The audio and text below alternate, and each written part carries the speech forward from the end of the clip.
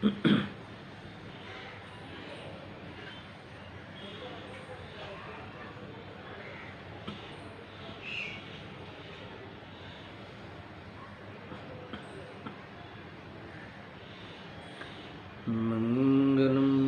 भगवान वीरो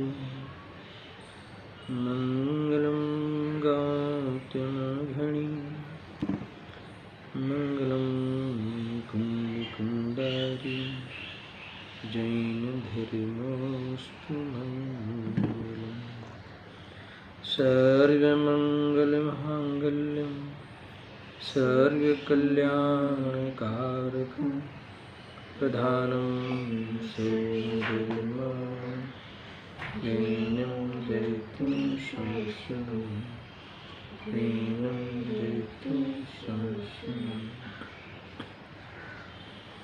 सर्वव्यापकचिद्रूपं सर्वोपाय परात्मने स्वोपलब्धिप्रसिद्धाय ज्ञानानन्दात्मने आत्मरूपयनुपमयधिभूतिं याहि लखे भवसिन्धुतरुं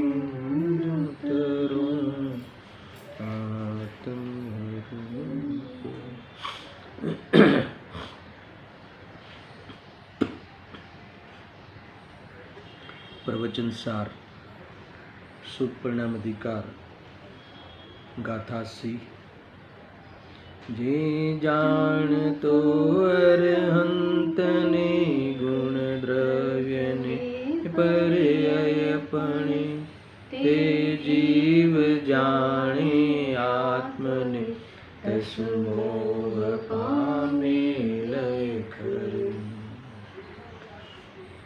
अनादिकालीन जो दुख का कारण मोह है, उस मोह के क्षय का उपाय इस गाथा में आचार्य देव ने कहा है। एकमात्र रामबाण उपाय है, यही एकांत से उपाय है। उस उपाय की चर्चा यहाँ विस्तार से आ रही है। इसमें टीका आज प्रारंभ करते हैं। टीका के पूर्व में कई बिंदुओं पर स्पष्टता हो चुकी है, गाथा सरल हो जाएगी, इसका भावासन होने में हमें अनुकूलता रहेगी, इसीलिए हमने इतना विस्तार इसको किया है। टीका के पूर्व में इतनी अहम चर्चा हुई। इसमें कल इस प्रवचनानुसार की जो शैली है, उस शैली को समझाते हुए मैंने 10वीं गाथा 93 गाथा का स्वाध्याय किया था, कराया था। इसमें मूल बात ये आई कि जब आप अरिहंत को द्रव्य गुण पर्याय से, द्रव्य रूप से, गुण रूप से, पर्याय रूप से जानने के लिए शर्त रखी है, जानना कहते हो, वही अपने आत्मा को जानता है, ये बात कही है। तो यहाँ अरिहंत को यहाँ पर्याय है, वैसे वो फिर भी पर्याय रूप से नहीं लेते हुए अरिहंत से युक्त, अरिहंत पर्याय से युक्त पदार्थ को लिया गया।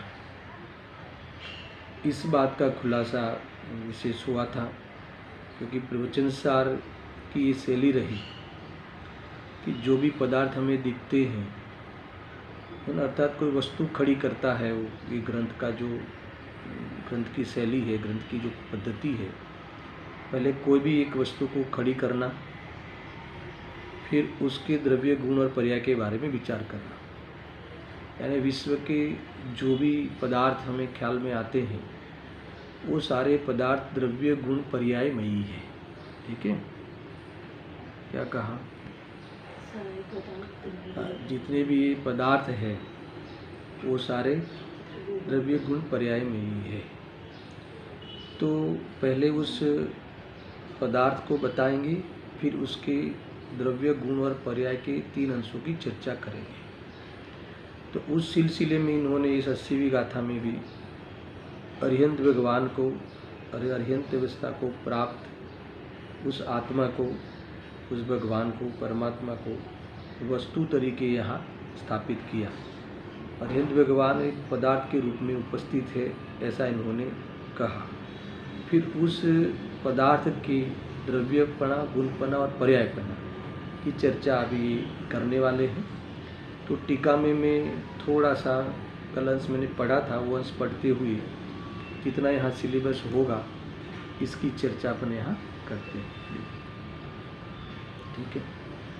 जो वास्तव में अरिहंत को द्रव्य रूप से, गुण रूप से और पर्याय रूप से जानता है, वह वास्तव में अपने आत्मा को जानता है, क्योंकि दोनों में निश्चय से अंतर नहीं है।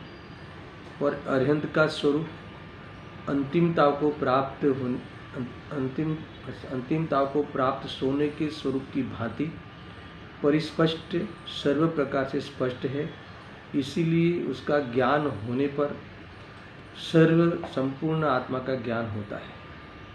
यहाँ तक का एक विषय हम पहले इस टीका को तोड़ के समझते हैं।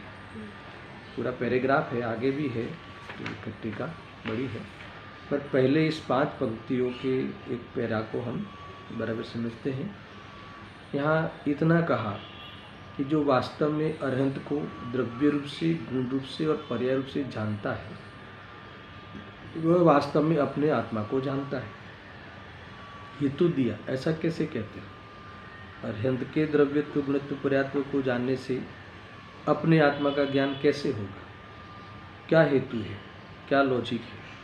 तो ये कहते हैं कि इसीलिए कि दोनों में निश्चय से अंतर नहीं।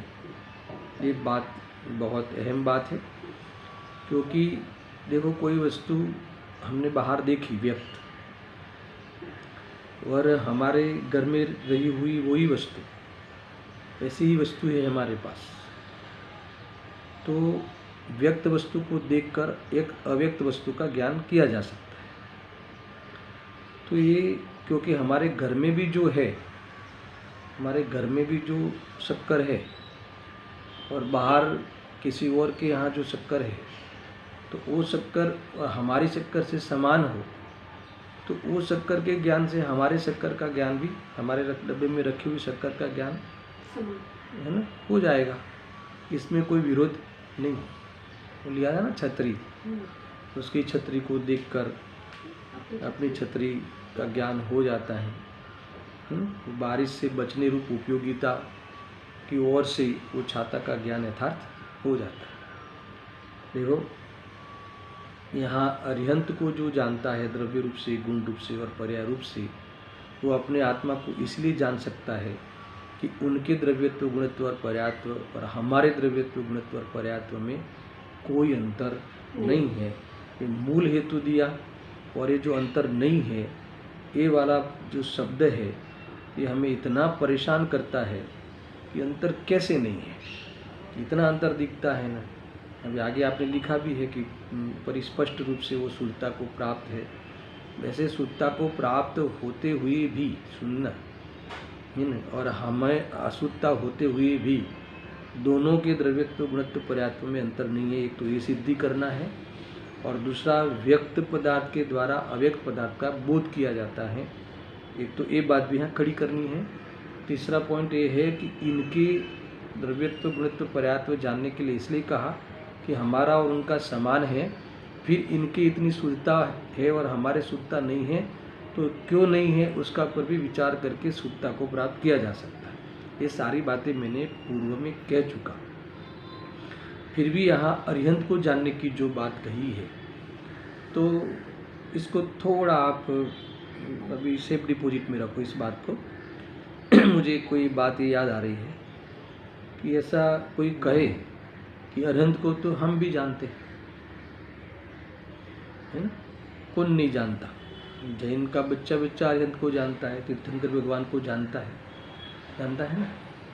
तो ये कैसे जानते हैं कि वो तीर्थंकर है, इनके समूह शरण है, इनके दिव्य ध्वनि कीर्ति है, फिर इनके और मान लो कि होता है ना 500 धनुष का देह है, तो ये सब आपने जाना है। अष्ट प्रातिहार्य है, और पर्टिकुलरली कोई तीर्थंकर का नाम देकर, जैसे आदिनाथ भगवान, तो फिर उनके पूर्व के माता थे, पिता थे, इनके इतने पुत्र थे। तो यहाँ कहते हैं कि इनके बारे में ये सब जानने में उलझना नहीं है। अब मुझे बताओ कि समूषण है या प्रातिहार्य है या 500 धनुष का देह है, जो भी है, सुनना, तो ये सब इनके द्रव्य है, गुण है कि पर्याय है? कि न इनका द्रव्य है, न इनका गुण है, न इनकी पर्याय है। और यहाँ इसीलिए यहाँ तो अरिहंत के द्रव्य गुण पर्याय को जानने को कहा है। और तुम जो जानते हो वो तो न उनका द्रव्य है, न गुण है, न पर्याय है। उसकी ही जानकारी में जीव उलझ जाते हैं, इतिहास में रह जाता है जीव। हमें हमारा जो प्रयोजन सधे इस रूप से जानने की बात यहाँ की है आचार्य देव ने। ये हमारे लिए बहुत बड़ा उपकार है। और हम आज भी, है ना, शास्त्रों में भी कभी कभी इनकी ये सब जानकारी के लिए बहुत लालायित होते हैं, ये जानकारी में बहुत रस रखते हैं, है ना। क्या कहते हैं कि ये सब जानने के लिए यहाँ कहा ही नहीं, वहाँ तो आपको उलझना ही नहीं। उस संबंधी आपको जानकारी नहीं होगी तो भी आपका कुछ नहीं बिगड़ेगा। मगर उनके द्रव्यत्व, गुणत्व, पर्यात्व जो स्वभाव है, वो स्वभाव के बारे में खुलासा नहीं होगा तो आत्महित नहीं होगा। हमने पहले भी वही भूल की है, समूषण में अनेक बार हो आए हैं, तो हम यही देख कर खुश होकर वापस आए क्या में उनका समूषण देखा, बस उनको आजू बाजू सभाएँ देखी, 12 सभा में कौन आया है कौन नहीं आया है, ये सब देख कर ही घर पे आए, वापस लौटे हैं। समझ में आया कि नहीं? यानी हमारा काम इसलिए नहीं हुआ है। ज़्यादा से ज़्यादा उनके यहाँ भावमंडल देख लिया है ना, क्योंकि उसमें क्या दिखता है? भाव दिखते हैं ना, 3 आगे के, 3 पीछे के, एक वर्तमान। वैसे भी जिसको हाथ दिखाने का शौक हो अपना फ्यूचर, उसे वो भावमंडल देख के ही आएगा।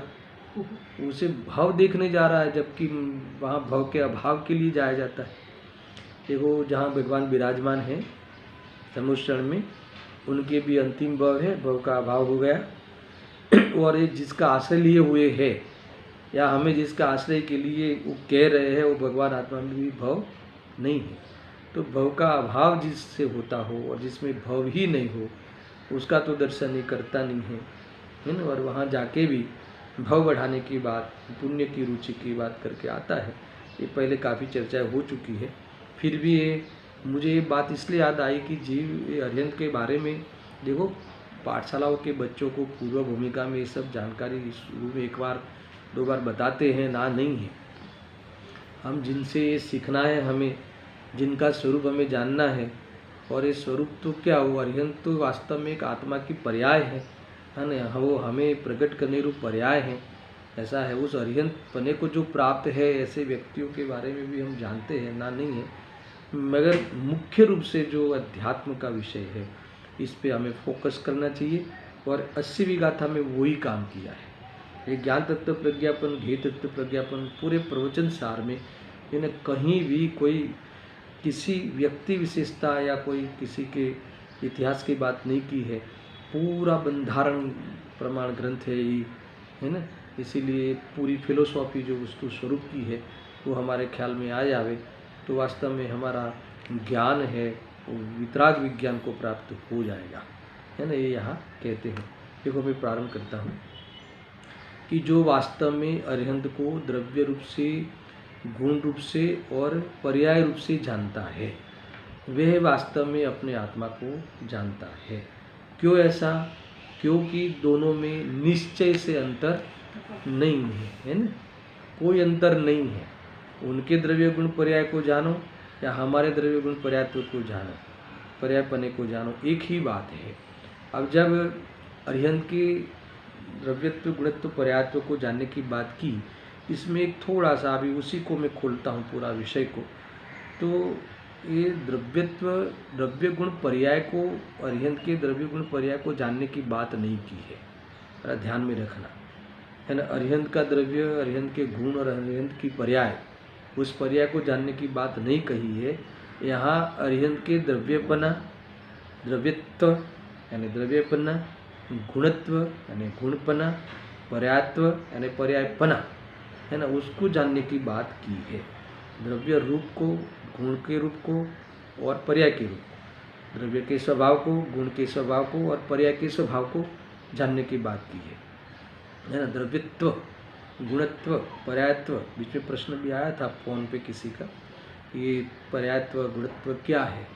तो ये द्रव्यपना, द्रव्य का द्रव्यपना, गुण का गुणपना, पर्याय का पर्यायपना है ना, इसकी चर्चा है। वो द्रव्य गुण पर्याय और द्रव्यपना गुणपना आदि में अंतर है, ये समझ लेना। तो ये हमारे सबसे पहले प्रश्न ये मैं करता हूँ, उस प्रश्न को रख के खुलासा करना चाहता हूँ कि ये द्रव्यपना क्या है, द्रव्य का द्रव्यपना क्या है, एक गुण का गुणपना क्या है और पर्याय का पर्यायपना क्या है। यही इस गाथा का सार है, यही इस गाथा का वास्तव में मर्म है। और जो ये भूल कर दी है ना, द्रव्य गुण पर्याय को समान मतलब उसका मिलान करने की बात की नहीं है ना, वो तो फिर वो उसमें तो अंतर वाली बात आ जाएगी। और द्रव्यपना, गुणपना और पर्यायपना में जो अंतर नहीं है ना, वहाँ वो इसकी चर्चा है आई है। तो देखो, जिसके कारण वस्तु को द्रव्य की संज्ञा मिली। अब मैं एक एक द्रव्यपना, गुणपना, पर्यायपना क्या है उसकी चर्चा आपके सामने रखता हूँ कि जिसके कारण वस्तु को द्रव्य की संज्ञा मिली, अर्थात कोई एक वस्तु को किस कारण द्रव्य कहा जाता है और उसकी विशेषताओं को किस कारण गुण कहा जाता है और उसके ही परिणाम को किस कारण पर्याय कहा जा सकता है ना, कहा जाता है। तो उस कारण को, वो कारण हमें पता चल जावे है ना, तो वो कारण वास्तव में द्रव्य का द्रव्यत्व, गुण का गुणत्व और पर्याय का पर्यायत्व है। समझ में आया ना, यहाँ ये कहते हैं। और वो समझ में आ जाए, जिसके कारण किसी वस्तु को द्रव्य कहते हैं, फिर से सुनाता हूँ, जिसके कारण किसी वस्तु को द्रव्य कहते हैं, द्रव्य संज्ञा मिली, जिसके कारण उनकी ही विशेषताओं को गुण संज्ञा मिली और जिसके कारण उसके ही द्रव्य के परिणाम को पर्याय नाम मिला। यहाँ कहते हैं कि उस कारण को ढूंढो, उस कारण को समझो, उस कारण को समझो, वो ही कारण उस द्रव्य का द्रव्यत्व है, गुण का गुणत्व है और पर्याय का पर्यायत्व है।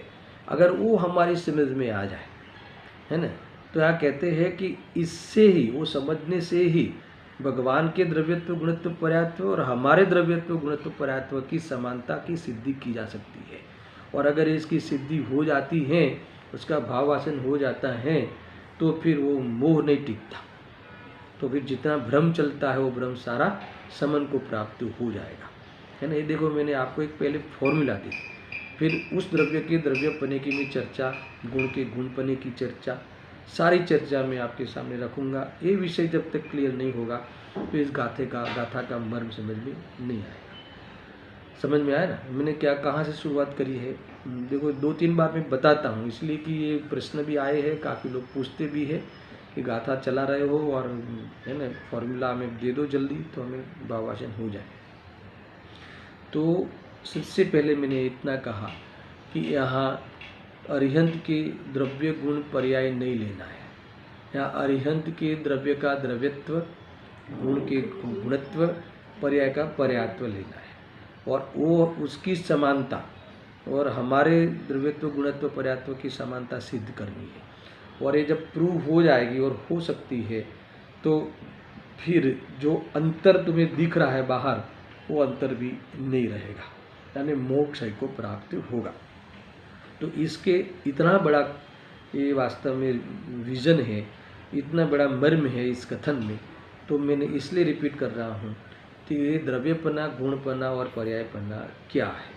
तो इसमें मैंने ये कहा कि जिसके कारण कोई भी पदार्थ या वस्तु द्रव्य कहलाती है ना। ये कहा ना कि जो जितने भी पदार्थ दिखते हैं वो पदार्थ कैसे हैं, द्रव्य गुण पर्यायमयी है। पर ये तो बताओ कि इस पदार्थ को हम द्रव्य क्यों कहें, है ना, उस पदार्थ को द्रव्य कहने के पीछे क्या आशय है, द्रव्य कहने के पीछे क्या कारण है।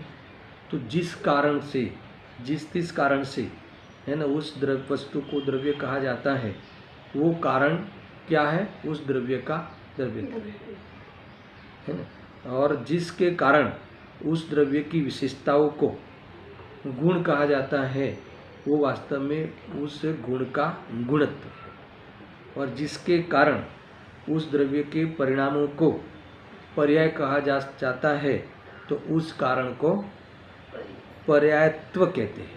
और अगर ये द्रव्यत्व गुणत्व पर्यायत्व इस समझ में आ जाए, है ना, तो फिर इस समानता वाला जो हमें परेशान करता है ना, वो शब्द अरिहंत और हमारे बीच में जो इस समानता का शब्द रख दिया, वो जो परेशान करता है वो परेशानी मिट जाएगी और आसान हो जाएगा हमें अपने आत्मा को जानने का, हमारे अपने आत्मा का सही स्वरूप पहचानने का इतना आसान हो जाएगा, सहज हो जाएगा, तो अनुभव हो जाएगा।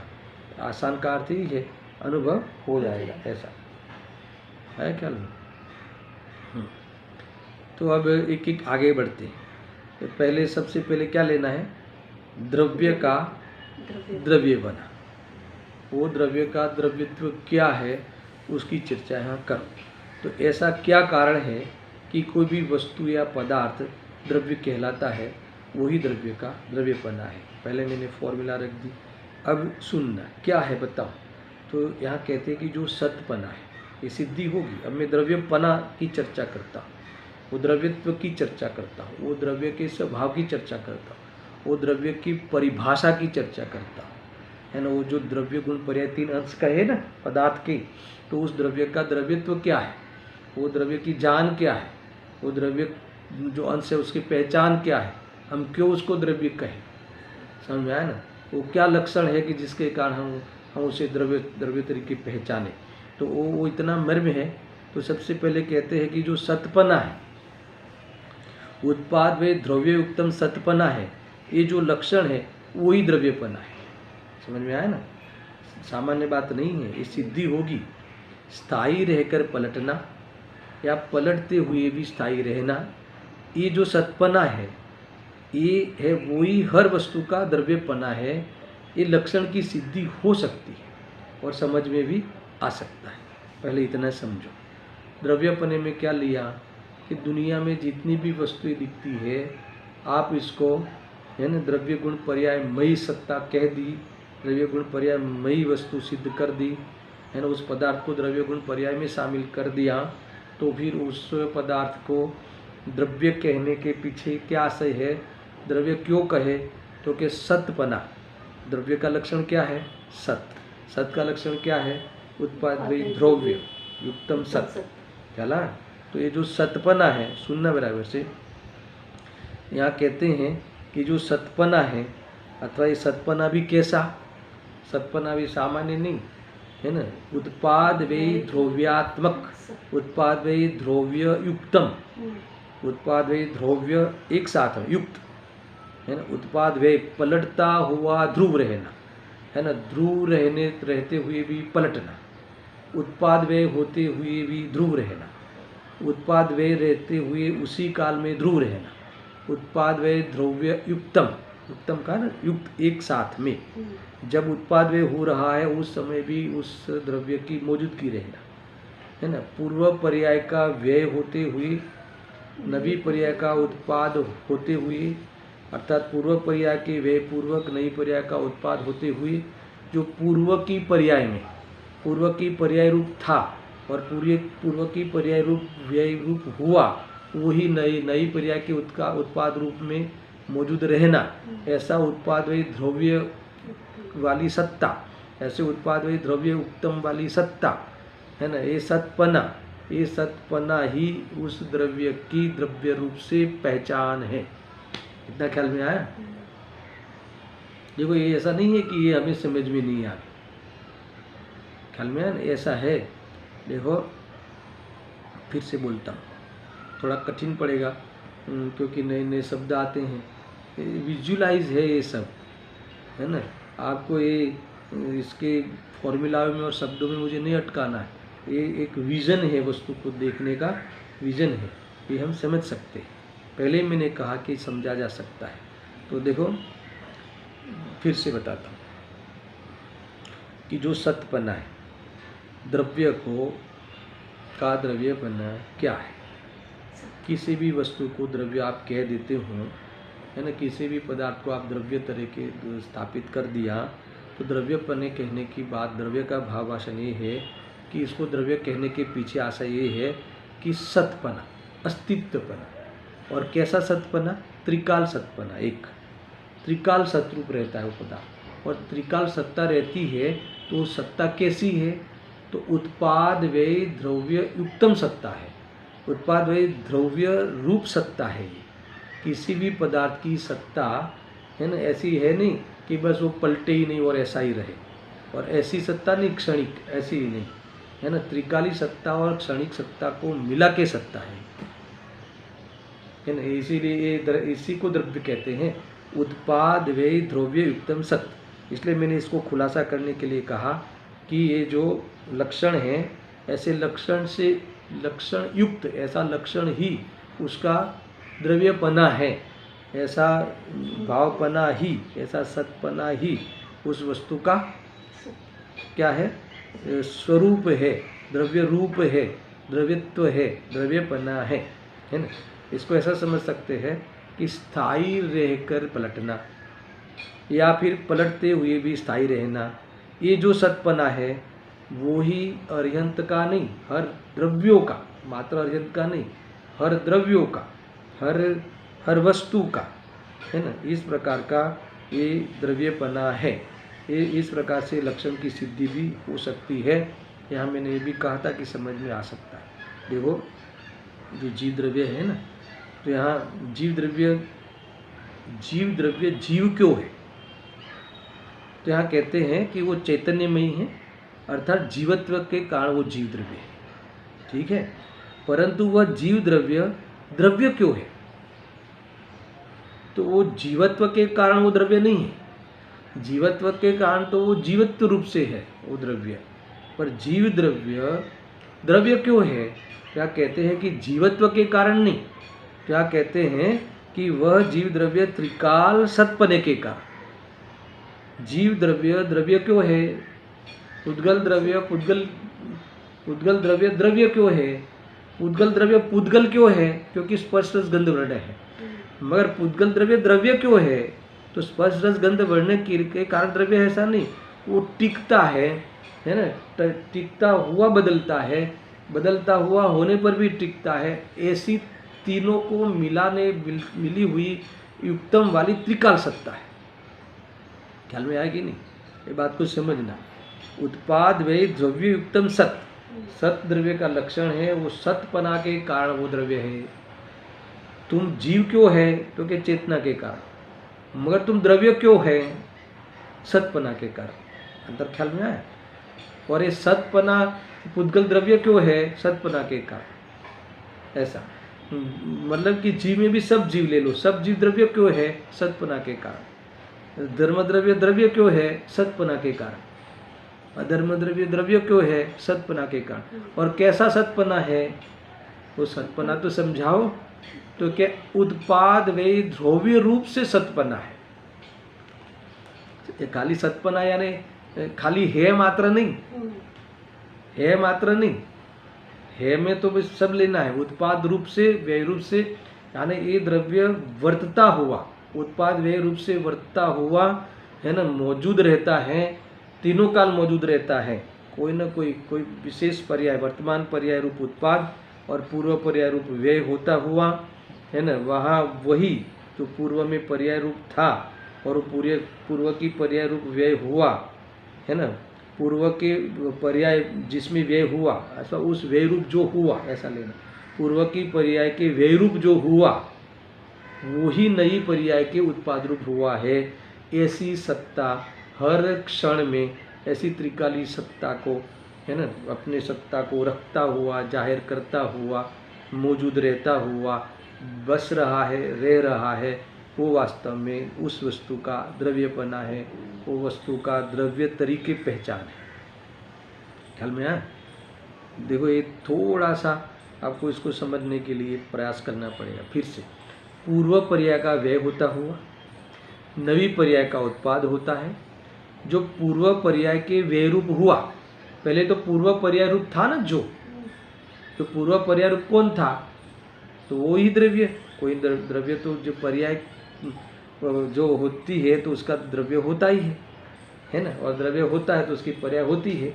तो पूर्व पर्याय रूप जो द्रव्य था वही पूर्व पर्याय के व्यय रूप होता हुआ और नई पर्याय रूप है ना, नई पर्याय के उत्पाद में भी मौजूद रहता हुआ ये कहते हैं। और अनादि अनंत प्रवाह रूप बना रहे, सतरूप रहता है वह उसका द्रव्यपना है। मैंने पहले एक पर्याय उत्पाद में द्रव्यात्मक वस्तु कही, फिर वो उत्पाद में द्रव्यात्मक वस्तु की निरंतरता बताई, समझ में आया ना। यहाँ कहते हैं ऐसा द्रव्यपने के कारण हर पदार्थ द्रव्यमयी है ना।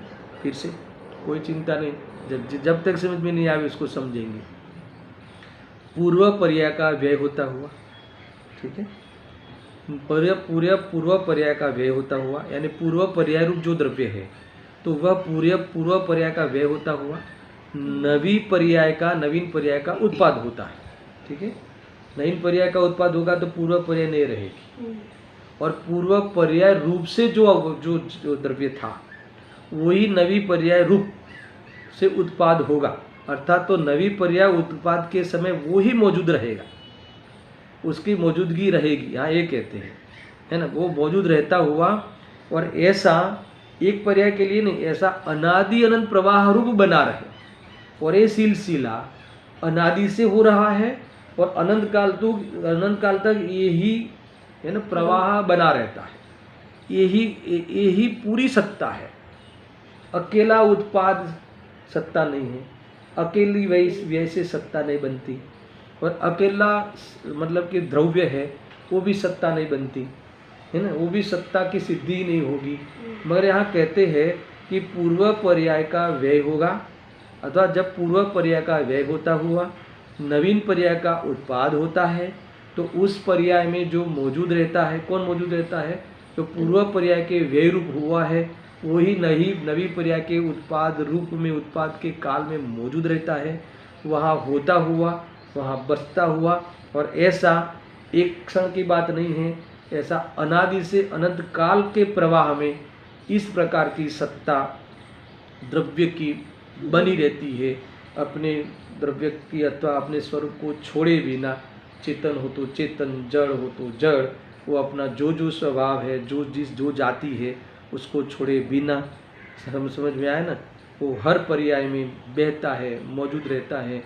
वास्तव में यहाँ इस प्रकार की जो सत्ता लिए हुए कौन है, छहो द्रव्य, कौन है अनंत द्रव्य, कौन है अरिहंत भगवान, कौन है ऐसे मैं हूँ। तो इसी द्रव्यपना, ये जो द्रव्यपना है वो द्रव्यपना ही हर द्रव्य की होता है।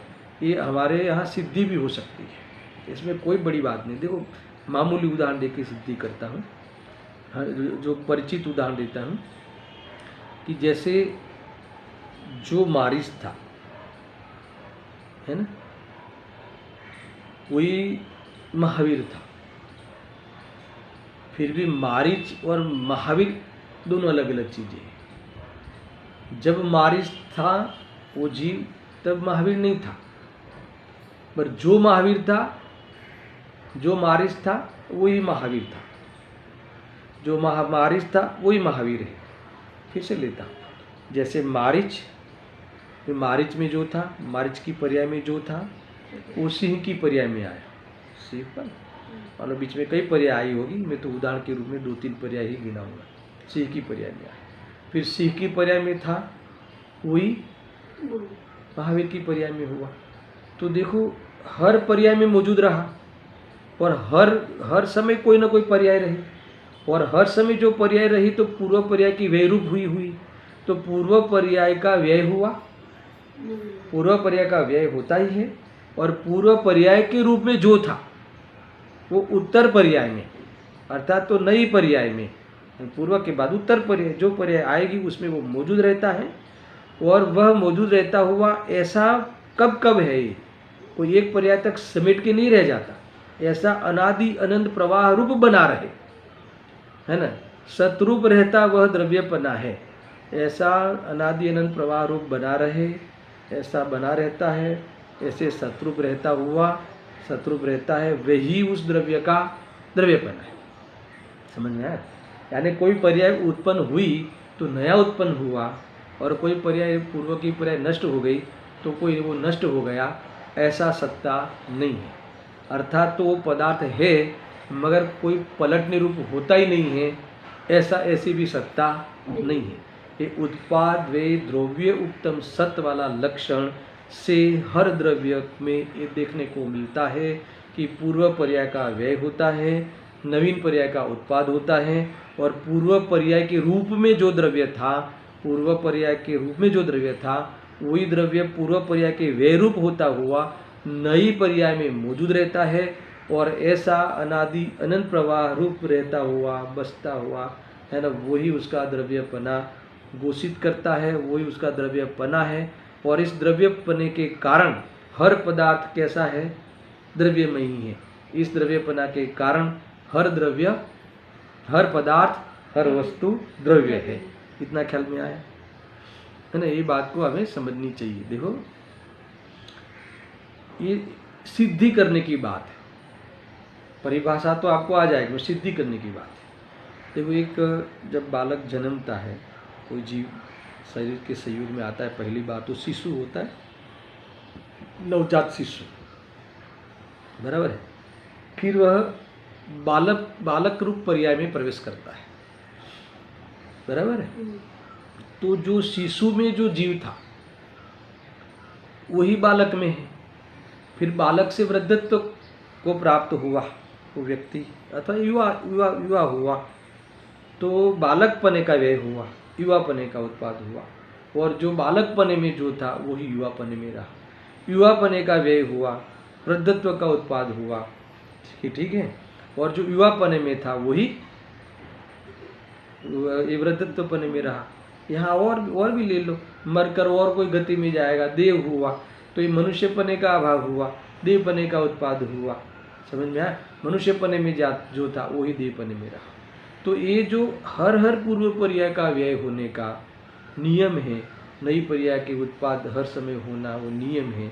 तो और जो पूर्व पर्याय के रूप में जो था और उस रूप पर्याय के व्यय रूप जो हुआ था, है ना, पर्याय के व्यय करता हुआ वही नवीन पर्याय में मौजूद रहता है, हयात रहता है। ऐसा अनादि अनंत प्रवाह रूप बहता हुआ त्रिकाल सत्य उत्पाद व्यय के युक्त, उत्पाद व्यय के साथ वो त्रिकाल सत्य, वो द्रव्य का, हर द्रव्य का द्रव्यपना है, हर द्रव्य का हर द्रव्य के द्रव्यपने रूप से पहचान है। इसमें कोई भूल नहीं है, ख्याल में। तो ये हमें समझ में आवे ऐसी बात है, ठीक है। करूँ आगे, देखो इस प्रकार ये द्रव्य का द्रव्यपना की सिद्धि करके, है ना, अपने उपजने का भ्रम और अपने नाश होने का भय मिट सकता है। वस्तु को सर्वथा क्षणिक मानने का जो मोह है, भ्रम है, वह मिट सकता है। यहाँ तक बात समझ में आई है ना। इससे क्या लाभ होगा, आपने समझाया तो क्या होगा। देखो ऐसा एक न किसी की मेहरबानी है, न किसी एक कर्म की सापेक्ष बात है। ये मैंने पर्याय कही, वो भले कर्म सापेक्ष हो, और वो तो पर्याय का नाम मुझे जो लेना पड़ा ना, उदाहरण में लेना पड़ा, मगर हर समय व्यय रूप होना और नए पर्याय रूप उत्पाद रूप होना, समझ में आया कि नहीं। और उस उत्पाद में वो बना रहना, व्यय रूप होने के काल में भी रहना, और उत्पाद रूप होने में पूरी शक्ति से, पूरे सामर्थ्य से मौजूद रहना, वही का वही रहना, वही का वही रहना हर समय, है ना। ऐसा अनादि से प्रवाह है, अनंत काल तक के प्रवाह, ऐसी सत्ता रूप प्रवाह जिनके होता है या सब वस्तुओं के होता है, यही हर वस्तुओं का द्रव्यपना है। जब ये ख्याल में आ जावे तो किसी भी पर्याय का व्यय हो जावे या संयोग से हट जावे तो मेरा नाश हो गया, या किसी पर्याय का उत्पाद हुआ तो मैं नया उत्पाद हुआ, या संयोग मिल जावे तो मेरा जन्म हुआ, ऐसा जो जन्म मरण का भ्रम था वो चला गया। ये तो उत्पाद व्यय युक्तम जो सत्य है वही, न उसका जन्म होता है न उसका मरण होता है। ऐसी त्रिकाल सत्ता, त्रिकाल अस्तित्व लिए हुए हर वस्तुएं, है ना, अपने इस अस्तित्व को धारण किए हुए विराजमान है। इसलिए हर वस्तु, हर पदार्थ द्रव्य गुण पर्यायमयी यहाँ सिद्ध करनी है। इसमें सबसे पहले मैंने द्रव्यमयी किस प्रकार से है ये सिद्धि करी। इतना ख्याल में आया। इसमें कोई भी थोड़ा सा भी आपको है ना नहीं समझ में आया हो तो फिर से फ़ोन करना, मैं फिर से लूँगा, क्योंकि ये जब तक समझ में नहीं आएगा ना, है ना, तो ये सिद्धि करनी है। समझना आने क्या, सिद्धि करना, अपने पे घटित करना है कि कहाँ मेरा मेरा यहाँ आना हुआ, है ना, मेरा इस गति में आना हुआ, इस शरीर में आना हुआ, तो ये मेरे कोई नई विशेषता रूप हुआ, उत्पन्न हुआ, नई विशेषता उत्पन्न हुई, और पूर्व की विशेषता अथवा पूर्व की पर्याय का व्यय होता हुआ मैं इसमें बना रहा, तो अगली पर्याय में भी जो आएगी, उत्तर पर्याय आएगी, तो ये पर्याय का व्यय होता हुआ उस पर्याय में भी मौजूद रहूँगा, बराबर है। और इस पर्याय का व्यय होने पर भी मैं अगली पर्याय में मौजूद रहता हूँ, तो मेरा व्यय तो हुआ नहीं। तो ये इस प्रकार से मेरी मौजूदगी उत्पाद व्यय के साथ युक्तम मेरी मौजूदगी अनादि अनंत प्रवाह रूप बनी रहती है। ये मेरे अकेले की बात है कि सबकी बात है?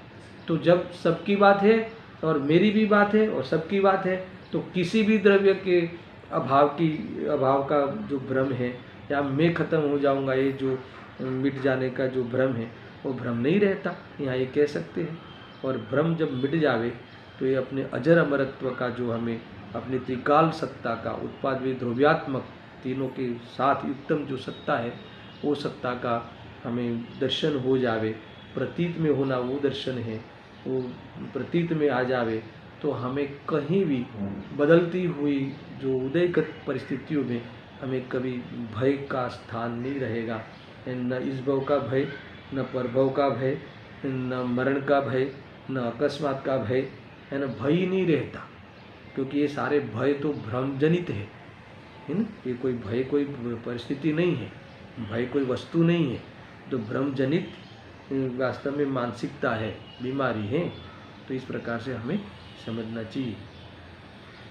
अभी दूसरा क्या था, द्रव्यत्व, इसके बाद गुणत्व, है ना, गुणत्व की चर्चा करते हैं, इसके बाद पर्यात्व की चर्चा करेंगे, है ना। ये तीन चर्चा बहुत इम्पोर्टेंट है, इसके बाद हमारा टीका का भाव खुलेगा। अब गुण का गुणपना, गुण का गुणत्वपना क्या है, उसकी चर्चा में प्रारंभ करता हूँ। देखो, गुणपना यानी उसी द्रव्य की, जो अभी बताया ना, उसी द्रव्य की जो विशेषताओं को गुण कहने का कारण क्या है। गुण का गुणपना क्या है, गुण का गुणत्व क्या है, तो उसी द्रव्य की जो विशेषताएं है, ये विशेषता का नाम गुण क्यों पड़ा, है ना, उसकी संज्ञा गुण क्यों पड़ी, अगर वो हमें कारण मिल जाए, उसका हमें उत्तर मिल जाए, है ना, उसका हमें ख्याल आ जाए, तो वो वही वास्तव में गुणत्वपना है, वही गुणपना है। और वो सबके समान है। वो जो द्रव्य की विशेषताएं होती है जिनकी, इनकी ये जो गुणत्व का जो है पना, गुणत्वपना है, वो सब समान है। और एक ख्याल में आ जाए तो फिर हमें बहुत कुछ लाभ होगा। देखो, इसको फिर से खुलासा करता हूँ कि किस कारण उस द्रव्य की विशेषताओं को गुण कहने में आया। वह कारण ही गुणपना है, वह भी सबके त्रिकाल है और समान है, और हमारा और अरिहंतों का भी समान है, उसकी सिद्धि हो सकती है। ख्याल में इतनी बात ख्याल में।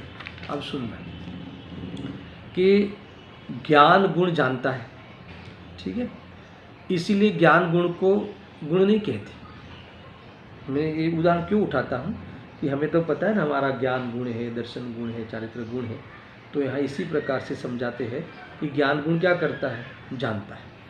तो जानता है इसीलिए ज्ञान गुण को गुण नहीं कहते। हाँ, उस गुण का नाम उस गुण का नाम क्या पड़ा है, ज्ञान गुण। तो ज्ञान गुण नाम पड़ा है, वह तो जानने के कारण पड़ा है, परंतु उस ज्ञान गुण को गुण जानने के कारण नहीं कहते। क्या कहा है ना, ज्ञान गुण जानता है, तो वो जानने के कारण उस गुण को ज्ञान गुण कहते हैं, उसका हमें कोई निषेध नहीं। मगर ज्ञान गुण को जो गुण नाम पड़ा, उस ज्ञान को जो गुण कहा, तो गुण कहा वो जानने के कारण नहीं पड़ा है। तो फिर इस गुण क्यों कहा, उस ज्ञान गुण को, दर्शन गुण को, चारित्र गुण को, उस गुण को सबको गुण नाम क्यों पड़ा। तो ये इसका भावासन कराते हैं कि सुनना बराबर समझना कि उस ज्ञान गुण को जो गुण जो नाम पड़ा है वो जानने के कारण नहीं कहते, परंतु जो द्रव्य के साथ, द्रव्य के आश्रय सदा रहता है ना, उस विशेषता का नाम गुण क्यों पड़ा? जो ज्ञान गुण का नाम जो ज्ञान पड़ा है वो तो जानने के कारण, पर ज्ञान गुण को जो गुण कहते हैं वो ज्ञान के कारण नहीं, वो जानने के कारण नहीं। तो वो गुण नाम इसलिए पड़ा है कि वो द्रव्य के साथ वो सदा रहता है, द्रव्य के आश्रय में बना रहता है, हर हालत में रहता है। ख्याल में आया ना? यानी द्रव्य के आश्रय में सदा रहता है, हर हालत में रहता है, द्रव्य के सर्व भागों में रहता है। आया ना लक्षण? यानी द्रव्य के साथ सदा इस प्रकार से शत्रुप रहता है, वह लक्षण गुण का गुणपना है। इसीलिए वो सारी विशेषताएं कौन सी? श्रद्धा, ज्ञान, चारित्र, वीर्य आदि को गुण संज्ञा मिली है ना। उसे गुण क्यों कहा? गुण किसे कहते हैं? ये वाली बात है। तो द्रव्य के सर्व भागों में और सर्व हालतों में रहे, हमेशा रहे, द्रव्य की तरह त्रिकाल रहे, द्रव्य की तरह हर पर्याय में मौजूद रहे, है ना। तो उसकी विशेषताएं द्रव्य की होने से, है ना, त्रैकालिक होने से, जैसा द्रव्य हर समय बना रहता है, द्रव्य का पूरे क्षेत्र में ये सारी चीज़ें बनी रहती हैं। इसीलिए उस चीज़ों को, उस विशेषताओं को, उस गुण आदि को, है ना, उस दर्शन चारित्र आदि को गुणपना कहा। और गुण कहा इस गुणपने के कारण, इस लक्षण के कारण, इस है ना आधार से इनका नाम गुण पड़ा। इतना ख्याल में आया ना? थोड़ी चर्चा में कर लेता हूँ। चाहे द्रव्य मूर्तिक हो, चाहे द्रव्य अमूर्तिक, चाहे द्रव्य जड़ हो, चाहे द्रव्य चेतन, है ना। जड़ के जड़ गुण जो भी स्पर्श रस गंध वर्ण और इसके दर्शन ज्ञान आदि जो भी हो, ये सब यहाँ जड़ चेतन की वो सब मतलब नहीं, भेद नहीं करना है। देखो जड़ चेतन द्रव्यों के हिसाब से तो भेद है, आप नहीं तो आप तुरंत पकड़ लोगे कि जड़ चेतन का भेद नहीं करना है। सारी जिनवाणी तो जड़ चेतन के भेद ज्ञान के लिए समर्पित है। भाई द्रव्यों तरीके तो जड़ चेतन का भेद है, मगर द्रव्यपने गुणपने उसमें तो किसी द्रव्य में भेद नहीं है, किसी द्रव्य में अंतर नहीं है। तो यहाँ गुण का गुणपना लेते हैं, भले उनके गुण और चेतन के गुण और जड़ के गुण जाति भेद भले हो, मगर संख्या भेद नहीं है। एक उसके भी अनंत है, एक परमाणु के भी गुण अनंत है, एक जीव के भी गुण अनंत है। मेरा कहना ये है कि उस गुणों का जो गुणपना है, वो गुणपना तो सबका समान है। गुणपना किसे कहते हैं? कि जो उस द्रव्य के साथ हमेशा बना रहता है, यानी सर्व भागों में रहता है, पूरे प्रदेशों में रहता है, पूरे हालतों में रहता है। ऐसा जो इस रहने रूप जो योग्यता है, इस रहने रूप जो इसका स्वभाव है ना, उस विशेषता का, उसके कारण उस विशेषता का नाम गुण पड़ा, यहाँ ये कहते हैं। ठीक है। फिर चाहे मूर्तिक हो, अमूर्तिक हो, जड़ हो, चेतन हो, परंतु इन द्रव्यों के सर्व भागों में और सर्व हालतों में जो पाया जाए, है ना, जो विशेषताएं पाया जाए, वही उसका गुणपना है ना। उस विशेषता तो गुण है, मगर गुणपना क्या है? हर हालतों में पाया जाना, हर क्षेत्र में पाया जाना, ये उसका गुणपना है। तो ऐसा गुणपना सबके है, ये यहाँ कहना है। ख्याल में है ना? गुण का लक्षण है, गुण का ये लक्षण सबके पाया जाता है, और ऐसे अनंत गुण हैं। और परमाणु हो, निगुत का जीव हो, या सिद्धालय के सिद्ध भगवान हो, कोई अंतर नहीं है इस गुणपने में। ख्याल में है? गुणपना यानी जो भी विशेषताएं हैं जिनके जे है यानी सबकी अपने अपने अनंत विशेषताएं हैं। मरे विशेषताएं को गुण क्यों कहा? तो उसका गुणपना क्या है कि ये सारी विशेषताएं सदाकाल बनी रहती है, और सदाकाल सर्वरूप से बनी रहती है, और सर्व क्षेत्र में बनी रहती है ना। ऐसा नहीं कि कुछ भाग में ज्ञान है, कुछ भाग में ज्ञान नहीं, ऐसा नहीं। कुछ काल में ज्ञान है, कुछ काल में ज्ञान नहीं, ऐसा नहीं। सब काल में बनी रहती है, सब क्षेत्र में बनी रहती है, पूरे क्षेत्र में द्रव्य का। तो ये जो बना रहना, इस रूप से रहना, वही उसका गुणपना है। ऐसे गुणपने के कारण वास्तव में सारे द्रव्य की समानता अगर समझ में आ जावे तो कोई भी हीन दिन द्रव्य नहीं दिखे। ये यहाँ लाभ भी होने वाला है। देखो ये कहा ना, चाहे परमाणु हो, निगोद का जीव हो, या सिद्धालय के सिद्ध भगवान हो, कोई अंतर नहीं है। देखो न गुणों की संख्या में कम-बढ़ होती है, न काल से भेद होता है, न काल से कोई अभाव और सद्भाव का भेद पड़ता है। ये गुणों का गुणपना समझ में आ जाए, न संख्या में भेद है, न काल में कोई सद्भाव अभाव की चलो निगोद में हो तो गुण कम हो जाएगा, और जब अर्यंत होंगे तो गुण बढ़ जाएंगे, ऐसा नहीं होता। समझ में आया ना? जब बड़ा हाथी जैसा शरीर मिले है ना, तो गुण सब जगह में फैल जाते होंगे। पर निगुज जैसा शरीर मिल जाए तो गुण कम होते, क्षेत्र छोड़ देते होंगे, ऐसा नहीं है। बाहर का क्या है वो बाहर जाने, मगर द्रव्य के अंदर ऐसा गुण का गुणपना ऐसा नहीं है। गुणपना तो ये है कि सर्व क्षेत्र में और सर्व हालतों में पूरी संख्या के साथ, पूरी क्वालिटी के साथ, है ना, बना रहना। समझ में ना, जड़ का जड़ रूप में, चेतन का चेतन रूप में गुण बना रहना, ये सब वास्तव में गुण का गुणपना है। ऐसा है। देखो, ये समझ में आ जाए, यानी बैठ जाए, बात गले उतर जाए, तो किसी भी प्रकार का भेदभाव, छोटा बड़ा का भेदभाव नहीं रहता। कुल मिला के दुखी होने का कारण ही नहीं रहता। देखो, छोटे बड़े का भ्रम मिट जाना तो बहुत बड़ी बात है। सारी दुनिया छोटे बड़े के चक्कर में, है ना, छोटे बड़े के भ्रम में चक्कर खा रहा है। समझ में आया ना, कौन छोटा कौन बड़ा। घर में नौकर वो हमें छोटा दिखता है, तो संयोगों से देखने की हमारी आदत है, संयोगों से तुलना करने की हमारी आदत है। वहाँ हम मूल्यांकन ही संयोगों से करते हैं, संयोगी भाव से करते हैं। कभी द्रव्यत्व देखो, उसका गुणत्व देखो, है ना, उसके पास भी जो अनंत गुण तो है, पर अनंत गुण कैसा है, जैसा आर्यंतों के है, जैसा आर्यंतों के जिनके प्रकट हो गया है, इनके जैसे अनंत गुणों का गुणत्व कैसा है, सारे क्षेत्र में रहना और सर्व हालतों में रहना, ये यहाँ कह रहे हैं। देखो, हर द्रव्य की अपने अपने जाति की विशेषताएं रहती है, परंतु वह विशेषताएं या गुण अनंत है और वह सदा अभेद रूप से रहते हुए द्रव्य को पूर्णपने संपत्तिवान जाहिर करते हैं।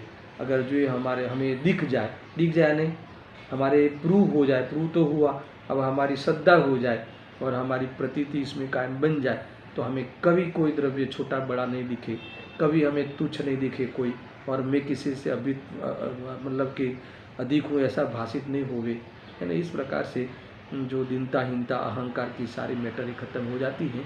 ये यहाँ कहा है। इस प्रकार से दो बात पूरी हुई, द्रव्य का द्रव्यत्व, गुण का गुणत्व। अब पर्याय का पर्यायत्व मेन पॉइंट है ये, इसी पे बहुत खुलासा होने वाला है। इसकी चर्चा में कल से प्रारंभ करूँगा।